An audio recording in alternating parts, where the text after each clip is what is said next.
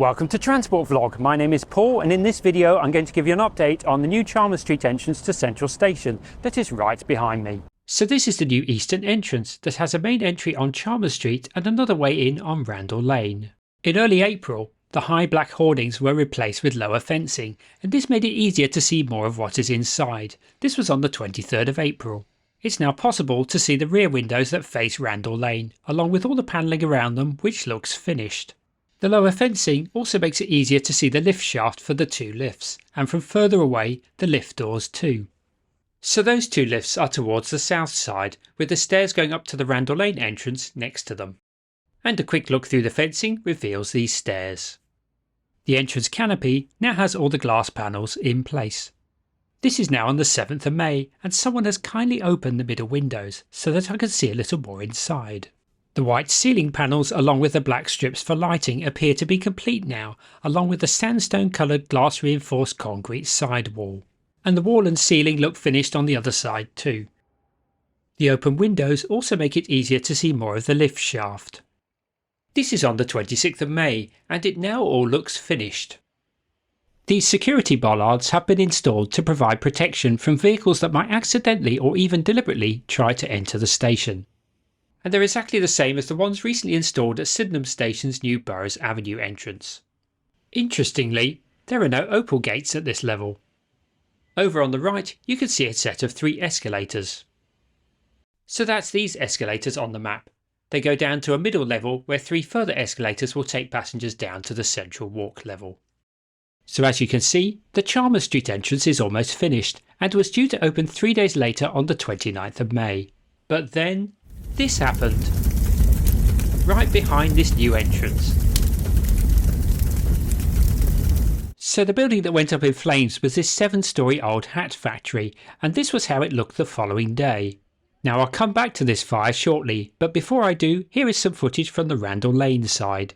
This was on the 19th of March and was just after the scaffolding had been removed to reveal this wonderful brick-clad rear entrance. But it was a little unfinished, with the concrete still exposed at this end. And by the 7th of May the brickwork was all complete, and the open windows make it a little easier to see the lift shaft inside. I couldn't get very close on the other side, but you can see the arch-shaped entrance that leads to the stairs, and I believe this small structure on the roof is an air conditioning outlet. So now back to this major fire that started in the late afternoon on Thursday the 25th of May. This is Randall Lane here, and the back of the Chalmers Street station building is directly opposite the one that is on fire. And a few minutes later things took a very dramatic turn.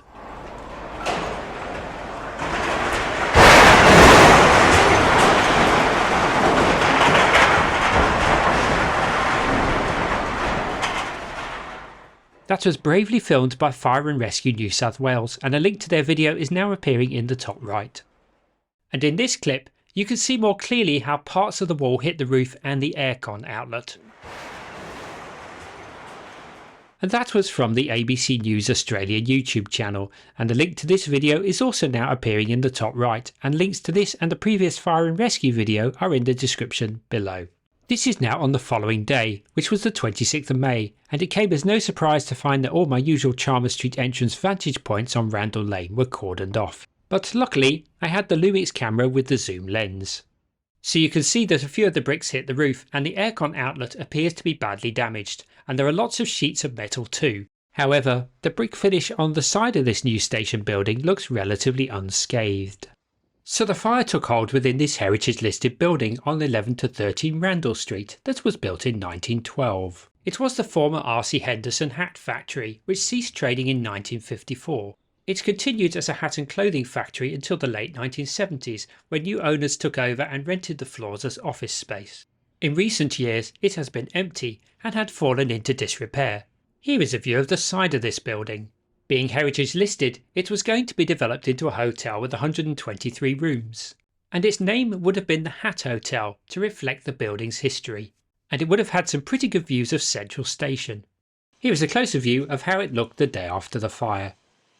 This building next to it was severely damaged as well. It was also derelict and had been since the Ding Dong Dang Karaoke Club closed its doors during the COVID lockdowns.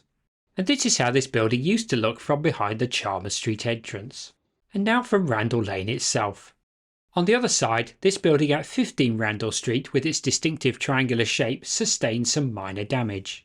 You can see glimpses of this building here, but it's more obvious in this zoomed in clip. This is still on the following day, and although contained, some small fires continued within the old hat factory building. And water to put out the remaining fires, along with a burst water main, sent water gushing down Randall Lane, with some of it going through the new station building and out into the drains on Chalmers Street.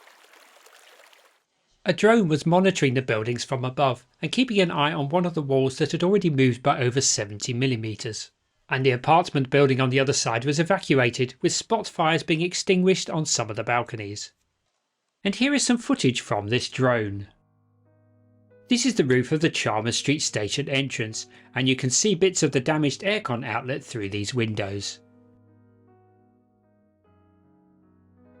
As you can see, there is very little left of the inside of the heritage former hat factory building, and the old Ding Dong Dang building looks pretty much gutted as well. However, the triangular shaped 15 Randall Street building seems to have come off relatively unscathed. This footage was also from the same New South Wales fire and rescue video that I linked to earlier, and it was wonderful that they were able to make this footage publicly available. Phew, that was pretty intense, so let's head into the station to see how the lower Chalmers Street concourse is progressing. On the eastern suburbs passageway, the silver foil hoarding has been lowered, which makes it easier to see what is going on. And this happened in early April. Here is a quick flashback to the 19th of March, and there was lots of work still to do, especially on the ceiling. And this is the lift shaft as it looked back then. This is now on the 23rd of April, and you can see the lower escalators with the handrail lighting now illuminated. So to recap, these lower escalators go to a middle level, where passengers will transfer to the upper escalators that go to the Chalmers Street entrance. Now back to the 23rd of April, and you can see a scantily clad column, and part of the sandstone coloured glass reinforced concrete wall. You can't see the upper escalators from here, but you can see the base of the structure that supports them. And the two lifts were now looking pretty much finished. As you can see, there is still further work required to complete the ceiling. And these look like ceiling tiles here. Now looking from the side, and you get a good view of the white columns that support the ceiling. And looking from Central Walk reveals how it will naturally integrate with this new concourse when the silver hoardings come down. The new next train displays within the eastern suburbs passageway had been switched on by the 23rd of April. Passengers coming down from the Chalmers Street escalators or lifts should easily see these displays as they continue towards Central Walk. This is now on the 1st of May and the Opal gates have gone in, so they're at this lower level rather than up at street level. And I can see why, as there is much more space down here compared to the entrance. By the 7th of May, these Opal gates had blue protective covers over them, so you were lucky to see them naked. This is now on the 17th of May, and all the supporting columns now have the white cladding. And there were a few more ceiling tiles still to go in. This is now on the 26th of May, so the day after the fire, and with water still coming into the station from Randall Lane, most of the lights were switched off, as water and electricity have a rather sparky relationship. But peering through, it looked like the water hadn't made it to this level. As you can see, it all looks finished, with the remaining ceiling panels now in place. So this is now on the 29th of May, and if it hadn't been for the fire, this lower concourse would have opened along with the Chalmers Street entrance above. The hoarding has been moved closer to the Opal gates, which brings the first set of white columns into the public domain. It seems quite surreal without the lighting and the sights and sounds of construction workers and their equipment. And it feels a little like a ghost station, but let's hope it doesn't stay like that for long. Just to the left of this new concourse are the existing stairs to the Eastern Suburbs line platforms. And then the lift that also goes down to the same platforms. And after the lift is the new toilet block that opened as planned on the 29th of May. The gents' toilets are on the left with the ladies on the right, and there are a couple of unisex accessible toilets in the middle. This is how the toilet block looked on the 19th of March with just a metal shell and no plumbing.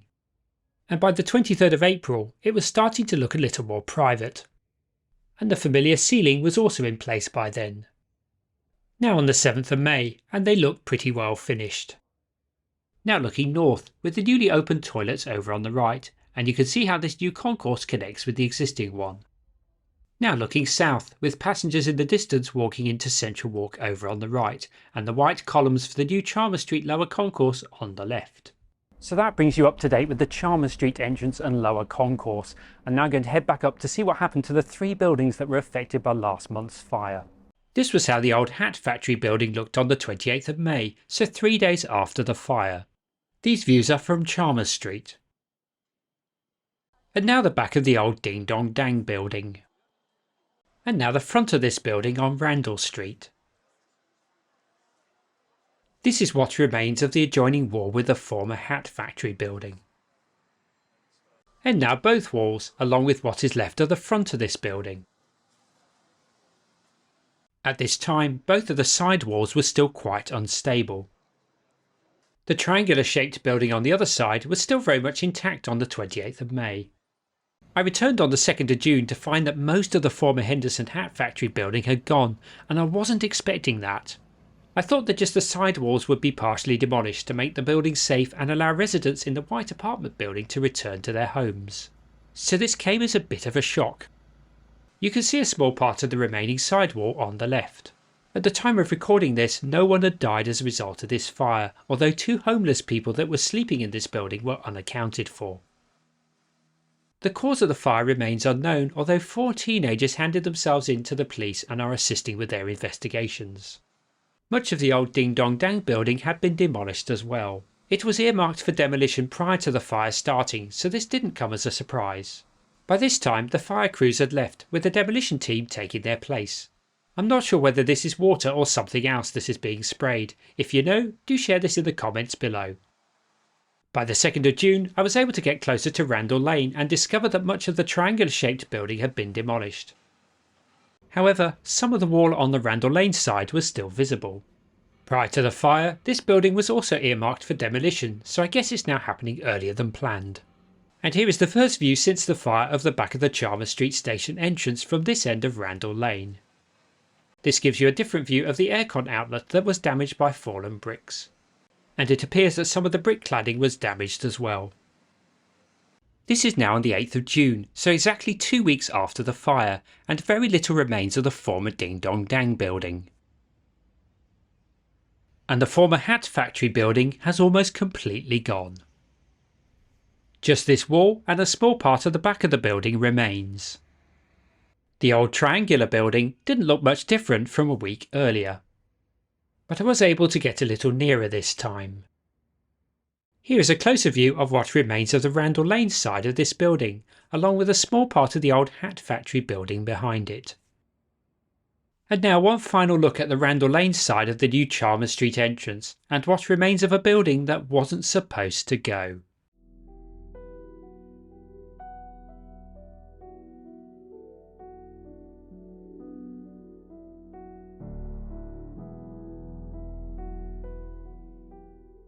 So as I mentioned earlier, the new Chalmers Street entrance was due to open on Monday the 29th of May, which was the same day that this fantastic new north-south concourse opened to the public. And this is what my next video will be all about. And this video will also be a celebration of Transport Vlog reaching 10,000 subscribers. So if you haven't subscribed yet, please do, and if you're lucky, you might become the 10,000th subscriber. So I'll be back in a few days' time to do a deep dive into this new fabulous, spacious and dare I say capacious new concourse. I'll see you then.